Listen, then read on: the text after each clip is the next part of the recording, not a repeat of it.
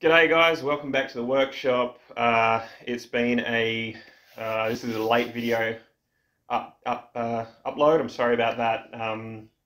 Sort of lost track of things this week. My wife had a kid. Well, we had a kid at the start of the week, so it's been a bit of a blur. And I thought I had something ready to go for this one, but turns out I didn't. So better late than never. But we'll get cracking on. So this week, I'll be talking about this little Western Red Cedar bowl and this Jarrah one, that's sort of a lipped rim kind of bowl. Start off with this one. So I've got some big chunks of Western Red Cedar that I inherited quite a few years ago. They were dry as when I got them, and you know they're stable. It's all quarter sawn, like it's perfect. Stuff, and many moons ago I was thinking about using it for some guitar soundboards and stuff, and I might still do that later on in my life. I'm not planning on using this stuff anytime soon, but the reason why I chose this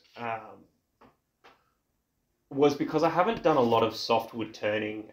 A lot of the stuff here in WA is Jarrah, she oak, marri, carry, bits and pieces like that. And we don't have a whole lot of softwood, pines, conifers, things like that growing just as freely and as available as what there is in Europe and North America. So you don't really get to play around with it too much unless it's just sort of your standard pine from the hardware store. And surprisingly, I don't have a whole heap of that just laying around. So it was a really interesting, I guess, learning curve in a sense on how the timber reacts differently. I found that if your chisel isn't, not razor sharp, but if it's not sharp, then you're going to have issues with more grain tear out because it sort of pulls the fibers out.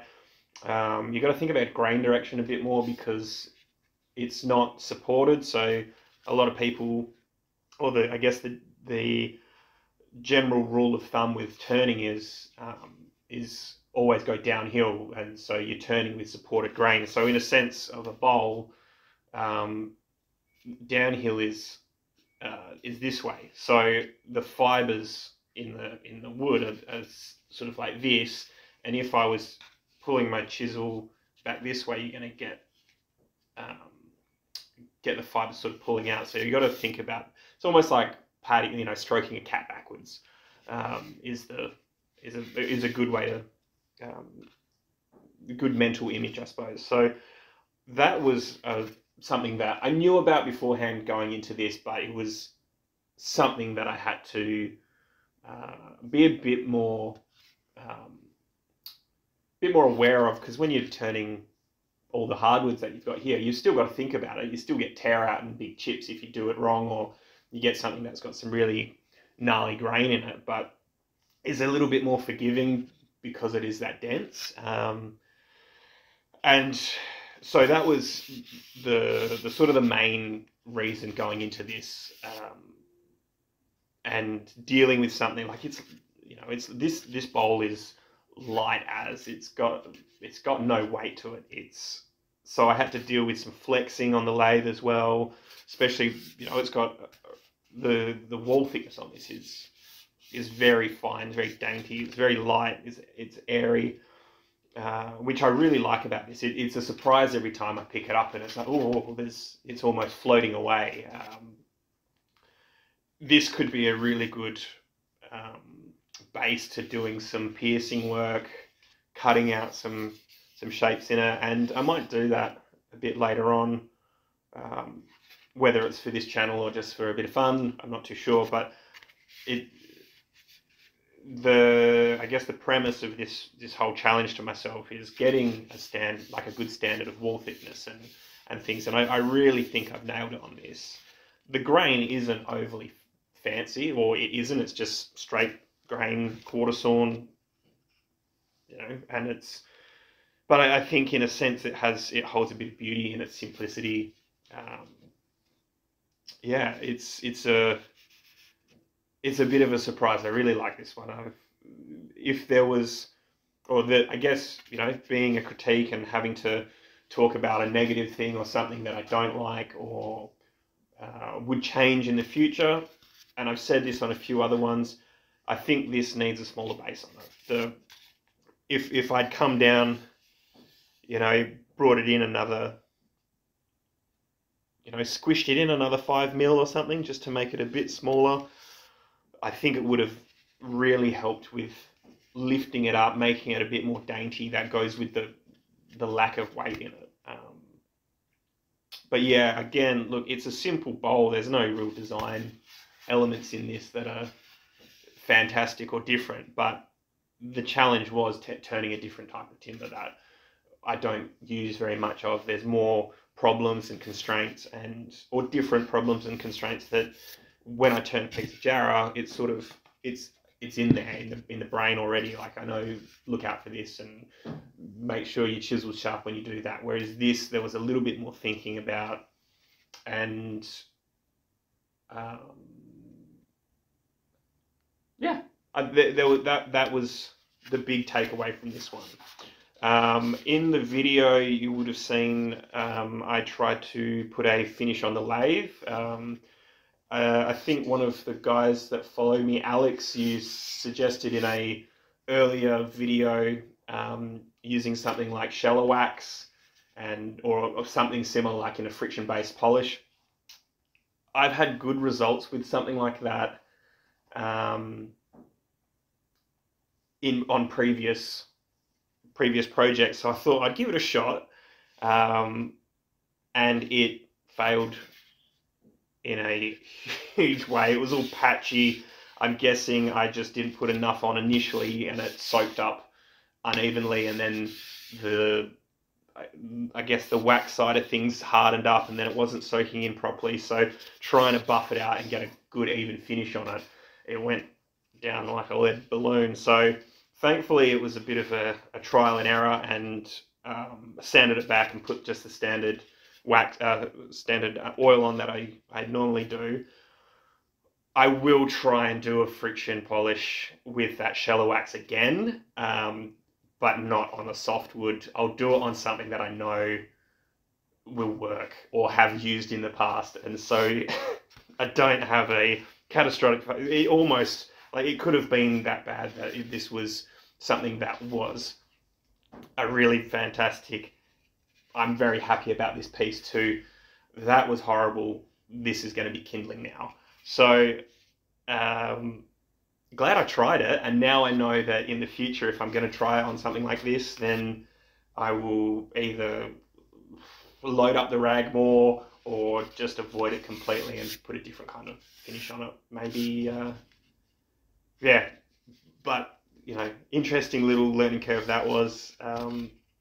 All in all, very happy with this. I love it. It's simple. I just like the weight of it, really. It makes me smile every time I pick it up. So happy with this one. On to this little beauty. So this was a bit of, this is Jarrah again, but it's the burl. It's got some burl feature through it.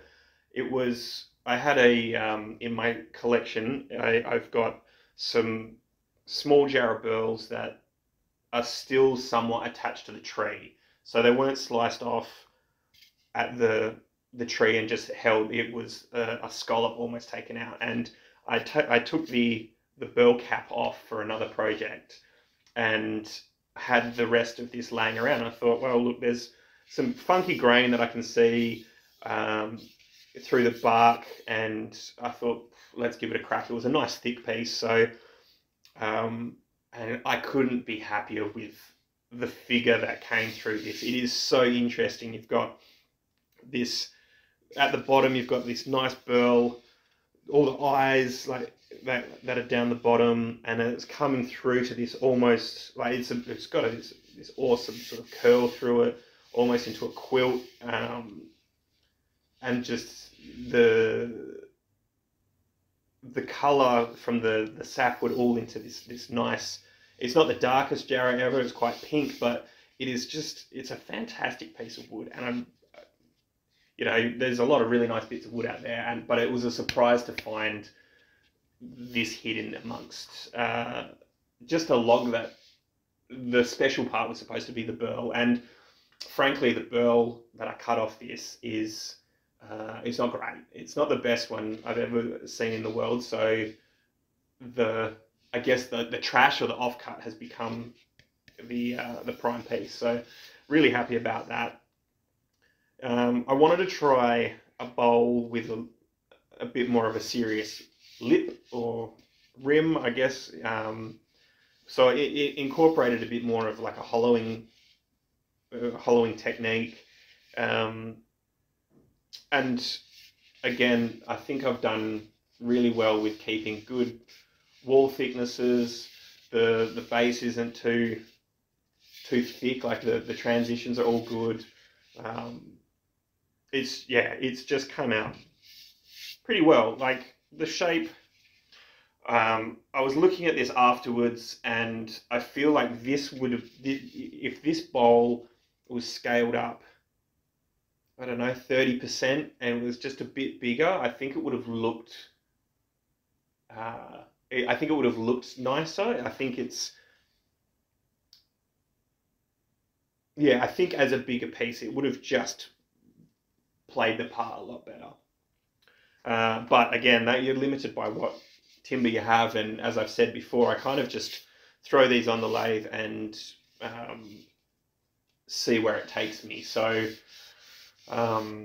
this is what came out of it, and I'm happy with it. Again, maybe if I had a flare, like a bit more of a base flare like that, I guess almost, do you call it like an OG kind of shape to it, that would have, you know, again, lifted it off the ground a little bit. But all in all, I think that's it's a nice simple shape with some interest in it. It's not just a bowl. It's got that rim to it but if the shape was any fancier, I think it would have taken away from the timber and how beautiful it is. So you've got that. I guess that's something in design that you've got to think about. If you've got a plain piece of timber that visually isn't, I don't want to say that visually this is boring, because to each their own, and this has elements to it, but the timber itself, straight grained, even color, not much to it. I think having something that is full of chatoyance and interest and color changes and shine and just the feel of it, I suppose, the warmth of the timber, you don't want to take away by making this flared design that is sort of taking away from the overall look. I think I could have done more with the shape to possibly emphasize or maybe harmonize with the timber, but I don't, at this point in time, I don't know what it is. Maybe I'll look back at the end of this challenge and go, okay, I could have thinned that out or changed the curve there. But yeah, I'm very happy with this one as well. I think this last fortnight was a bit of a win in terms of two great products. Very happy with them. The overall curve on the outside of this is pretty good. There's maybe a little bit of a high spot here, but again, I'm being very picky. Yeah, it's fantastic piece of wood. So, and a nice bowl, nice neat bowl. If it could be a little bit larger, that would have made it better. But otherwise, she's a ripper, I think. And I think looking at some of the comments and stuff, a lot of you guys really like this one as well. So I'm happy that I'm putting out some good work, and I feel like the consistency of my work is increasing. I've had some failures and I will have some more, but I think as a general rule, with this challenge, I'm becoming more efficient. My my product is coming out better and better each time, and it's taking less time to. I think my eyes got in enough that I can pinpoint what's wrong before either taking too much off or mucking around too much to try and figure out where things aren't quite sitting well. So it's all coming along pretty well. Again, look, everything's for sale. Flick us a message if you want it. I will ship internationally, and it's coming up to Christmas, so that's a good time if you're interested. And I do other stuff as well. I've linked my Instagram page. My website has sort of gone on hold a little bit just while we're in the trenches with having a newborn. I'll do my best to keep videos coming out every week. That's my plan, and I don't want that to go by the wayside. So we'll keep on keeping on with that. So yeah, I do other stuff. Look at my Instagram. I do cheese knives, cheese boards, little vessels and vases and stuff like that. If you are interested, you don't have to just buy a bowl from me, but I do have some interesting stuff and especially some interesting timbers that you probably won't get outside of Western Australia, or even within Western Australia. You won't find a lot of stuff made of it because it's a bit harder to get. On more exciting news, I've got a new motor on my lathe. The old one was getting a little bit tired. I was having some issues with it. It would just sort of not stop, but it would start to run down, cycle down, and then come back up. I was sick of having 4 speeds and changing the belt over every time. So I bought a VFD, so a variable frequency drive, so I can change with a little wheel the speed that my motor's running. I had to the motor spindle, my new motor spindle was larger than what my old one was, so it took a bit of time to get the pulley wheel machined out. There was none just off the factory floor that I could find that would fit the belt that I had, so had to get it machined out. But she's up and running. I had a little bit of a play on it yesterday, and it's like chalk and cheese. It's amazing how much more control you have with your speed, and it will just make things a lot safer, a lot more enjoyable, and the motor runs smoother. So hopefully things on the lathe run a bit smoother, and it's bigger, so I can do outboard turning on this. It's a swivel head lathe, so hopefully in the next or coming up in future videos, I'll do some bigger diameter stuff. I've got some big chunks of jacaranda. I might make some big sort of salad serving bowls as well. And yeah, so please like, subscribe, comment, keep chatting to me. I love talking to you guys. Thank you for sitting through these critiques. I hope you don't just flick through and you're interested in what I'm saying and what I feel like I'm learning. And if you have any ideas or want me to try something, let me know. It's not that I'm out of ideas, but part of this is expanding and learning. And if I just sit here and do the same thing over and over again, I'll learn how to do that really well, but it doesn't sort of expand my design sense. It doesn't expand what I'm thinking about doing. So show me a photo, send me a link to someone's website or their YouTube page or Instagram or whatever, just so I can get an idea of what you're into, what you want to see. It will make me a vastly better wood turner, artist, creator. So yeah, share the video around if you're not into these ones, but you're still enjoying the videos I'm putting out. Thank you for being on this journey. I really, really appreciate it. Having you here is pushing me to do better at this instead of just some bloke in a shed in suburban Perth making bowls, and his wife getting upset that they're taking over the house. So yeah, thanks a lot, guys. I really appreciate it, and I'll see you on the next video. Take it easy.